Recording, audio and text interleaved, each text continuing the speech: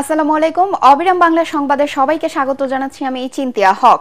শুরুতেই বিআরবি কেবল সংবাদ শিরোনাম।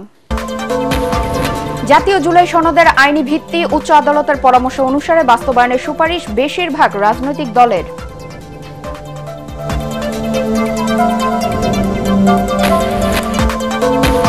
ফরিদপুর, বাগেরহাট ও পাবনায় আজও সড়ক অবরোধ, ভাঙায় অবরোধের ঘটনায় 90 জনের বিরুদ্ধে পুলিশের মামলা।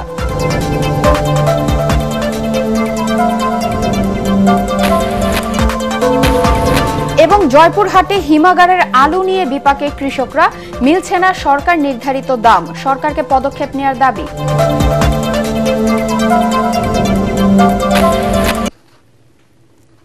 শুনছিলেন বিআরবি কেবল সংবাদ শিরোনাম, এবার বিস্তারিত সংবাদ। জাতীয় জুলাই সনদের আইনি ভিত্তি উচ্চ আদালতের পরামর্শ অনুসারে বাস্তবায়নের সুপারিশ করেছে অধিকাংশ রাজনৈতিক দলের নেতারা। ভবিষ্যতে কেউ যেন চ্যালেঞ্জ করে জুলাই সনদকে পরিবর্তন করতে না পারে, সেই লক্ষ্যে সাংবিধানিক আদেশ বাস্তবায়ন করার উপরেও জোর দেন তারা। জাতীয় ঐক্যমত্য কমিশনের বৈঠক শেষে নেতারা সাংবাদিকদের এসব কথা বলেন। বিস্তারিত জানাচ্ছেন সৈয়দ রিয়াজ। জুলাই সনদের আইনি ভিত্তি ও বাস্তবায়ন পদ্ধতি নিয়ে রাজধানীর বেইলি রোডের ফরেন সার্ভিস একাডেমি মিলনায়তনে রাজনৈতিক দলগুলোর সাথে বৈঠক করে ঐক্যমত্য কমিশন। জুলাই সনদ নিয়ে দলগুলোর মধ্যে ঐক্যমত্য তৈরি হলেও বাস্তবায়ন প্রক্রিয়া এখনও ঠিক হয়নি। যারা জুলাই অভ্যুত্থানের সময় শহীদ হয়েছেন তাদের স্মৃতিকে সমুন্নত রাখতেই জুলাই সনদের নামকরণ জুলাই সনদ হিসেবেই করতে হবে। সংবিধান অর্ডার 2025 নামে যদি জুলাই সনদের অর্ডারটা জারি হয়, এটা কোথাও চ্যালেঞ্জ করার সুযোগ নাই। জুলাই সনদে সংবিধানের সাথে সাংঘর্ষিক 43টি ধারা বাস্তবায়নে উচ্চ আদালতের সুপারিশকে গুরুত্ব দেওয়ার আহ্বান জানিয়েছেন নেতারা। জুলাই সনদ ভবিষ্যতে যেন এটা জুডিশিয়ারিতে চ্যালেঞ্জ না হয়, সেরকম একটা পদ্ধতি আমরা বের করি। সেই জন্য আমি এখানে সুপ্রিম কোর্টের মতামতের জন্য আজকে আহ্বান জানিয়েছি।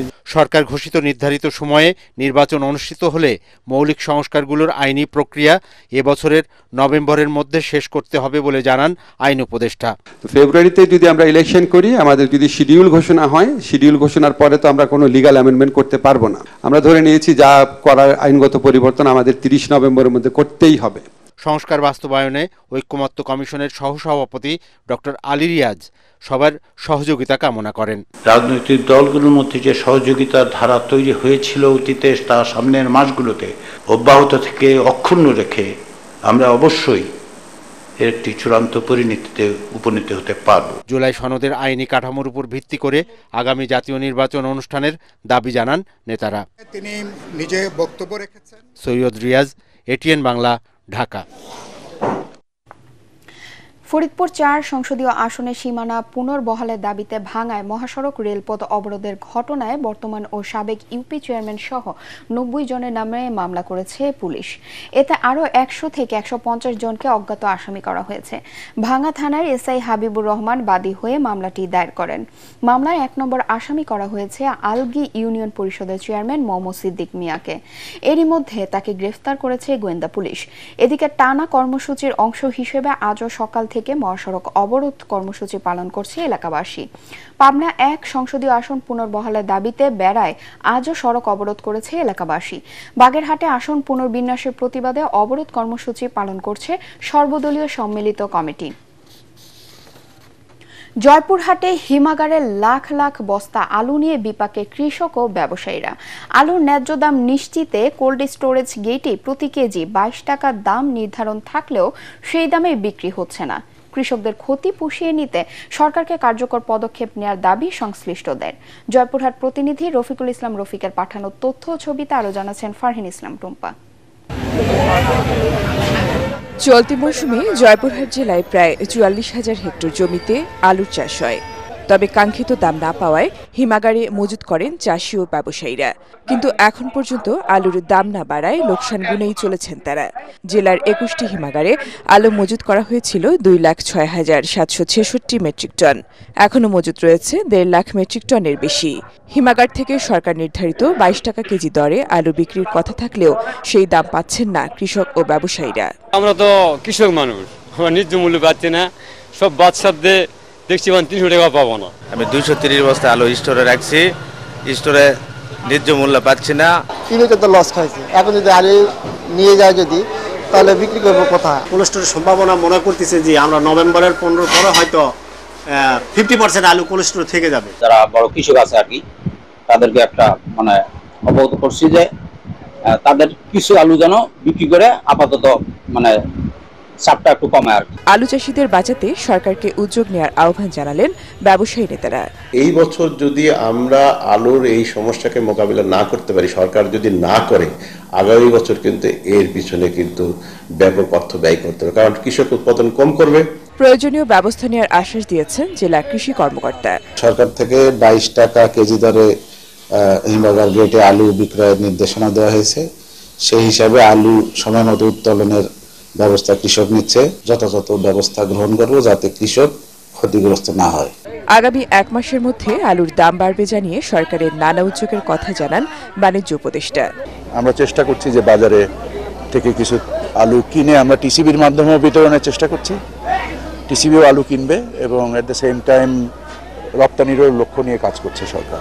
বর্তমানে হিমাগার থেকে বের হওয়া প্রতি কেজি আলুতে 7 থেকে 14 টাকা লোকসান গুনছেন জয়পুরহাটের কৃষকরা। Bureau report, ATN Bangla. কুড়িগ্রামের ভুরুঙ্গামারী উপজেলার তিলাই ইউনিয়নের পশ্চিম ছাট গোপালপুর গ্রামের ছমির। জন্ম থেকেই জটিল রোগে আক্রান্ত ছমিরের বয়স 33 হলেও উচ্চতায় এখনো শিশু।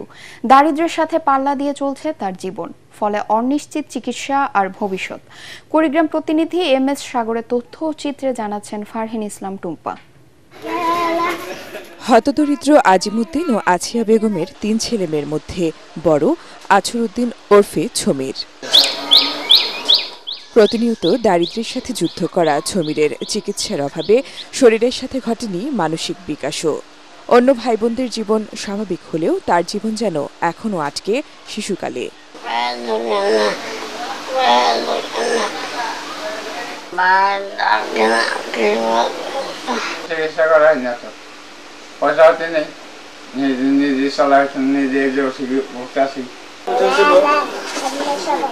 বয়সের কারণে শরীরে বাসা বাঁধছে নানা অসুখ বিসুখ।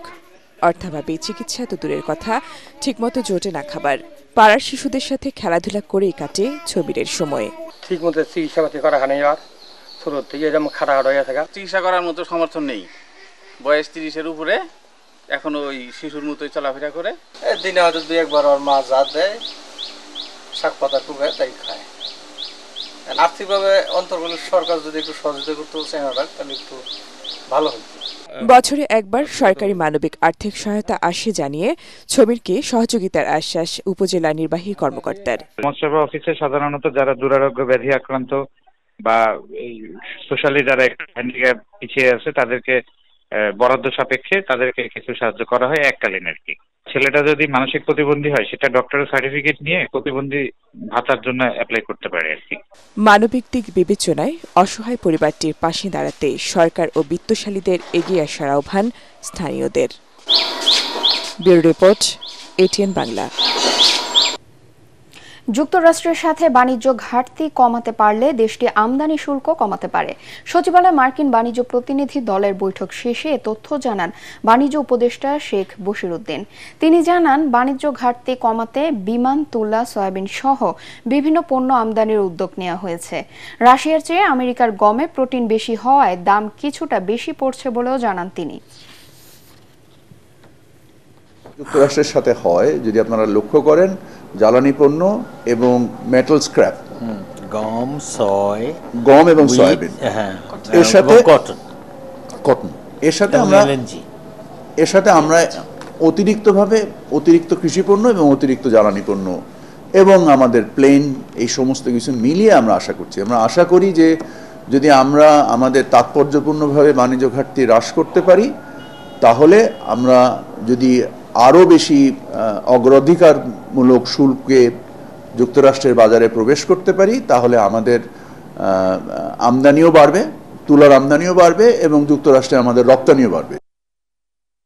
বিদেশিদের সুবিধা দিতে নতুন টেলিকম পলিসি তাড়াহুড়ো করে অনুমোদন দেওয়া হয়েছে বলে অভিযোগ করেছেন দেশের 4টি নেটওয়ার্ক অবকাঠামো অপারেটর। এর ফলে দেশীয় উদ্যোক্তারা ক্ষতিগ্রস্ত হবে বলে দাবি তাদের। পাশাপাশি এতে বাড়বে অর্থ পাচার।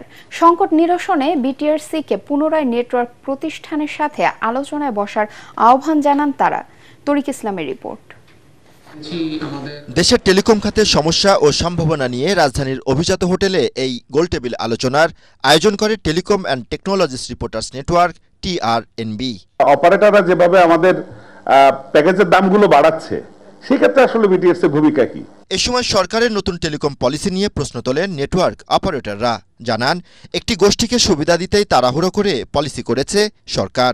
যে পলিসি এখন সরকার ইমপ্লিমেন্ট করতে চাচ্ছে এবং এখানে যদি ফরেন অপারেটররা এখানে মূল ডমিনেন্ট পজিশনে চলে আসে, সেক্ষেত্রে তাদের পক্ষে কিন্তু ফরেন সাবসিডিয়ারির মাধ্যমে অপারেট করাটা অনেক সহজ। এক কথা, এটি জাতীয় স্বার্থ, ডিজিটাল সার্বভৌমত্ব এবং অন্তর্ভুক্তিমূলক প্রবৃদ্ধির পরিপন্থী। এই পলিসিতে একটা লাইসেন্সি গ্রুপ তারা স্পেশাল বেনিফিট পাচ্ছে, তাদের কাছে কি আমরা মার্কেটটা হারাবো? নতুন এই পলিসিতে দেশের ক্ষুদ্র ও মাঝারি উদ্যোক্তারা হুমকিতে পড়বে বলেও অভিযোগ করেন বক্তারা।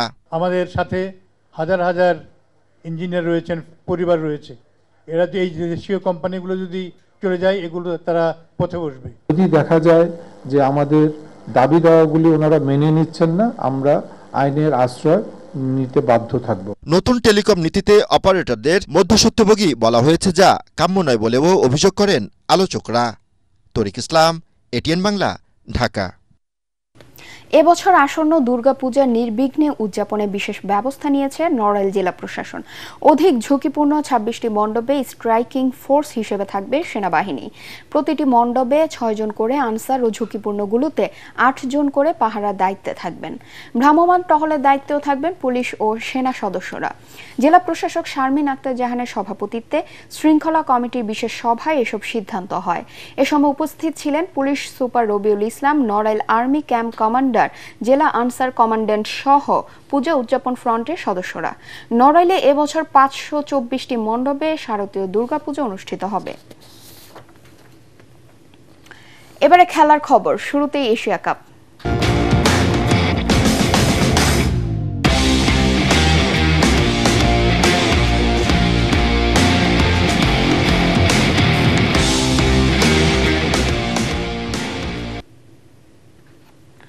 দুবাই টি-20 এশিয়া কাপের হাই ভোল্টেজ ম্যাচে পাকিস্তানকে 7 উইকেটে হারিয়েছে ভারত। টস জিতে ব্যাটিংয়ে নেমে 6 রানে 2 উইকেট হারিয়ে চাপে পড়ে পাকিস্তান।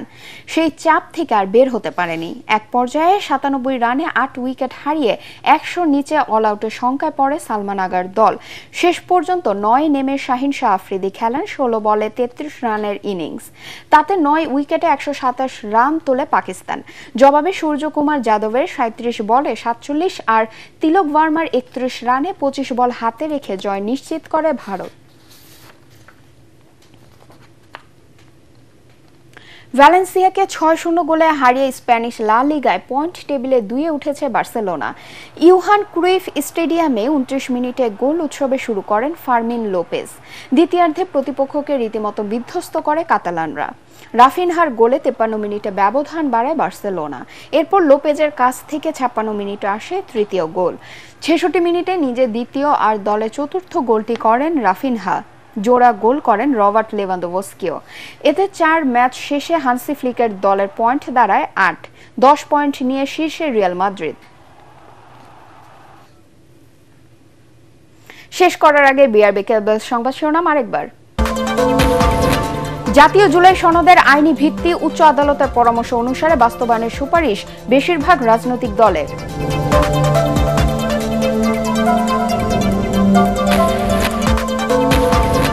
ফরিদপুর, বাগেরহাট ও পাবনায় আজও সড়ক অবরোধ। ভাঙায় অবরোধের ঘটনায় 90 জনের বিরুদ্ধে পুলিশের মামলা।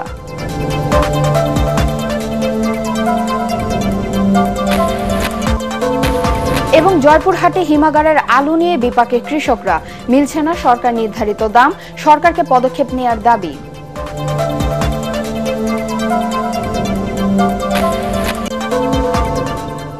পরবর্তী সংবাদ দেখার আমন্ত্রণ জানিয়ে এখনকার মতো শেষ করছি। এটিএন বাংলা সংবাদ ইউটিউবে দেখতে ব্রাউজ করুন, youtube/ATN বাংলা নিউজ। ধন্যবাদ সবাইকে।